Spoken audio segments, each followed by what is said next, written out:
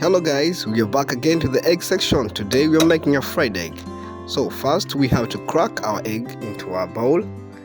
No, people always confuse fried egg and the sunny side up, but the previous video have just shown about how we do the sunny side up. So in our pan, put our oil.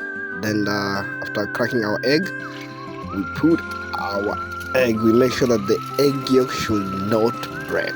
That's something that you should know, and everyone should know, as long as you're cooking a fried egg. After that, you put some little salt, and don't forget to put some black pepper. This is something that I don't like to forget. It's a quick way to make a good breakfast, a very good protein. After that, if you cannot flip, just use a spatula by turning it over carefully. And after 2 minutes, you're done. And that's how we make our fried egg. If you find this video educative, interesting, please guys, don't forget to subscribe. Don't forget to push that button below. And let's meet in the next video, guys.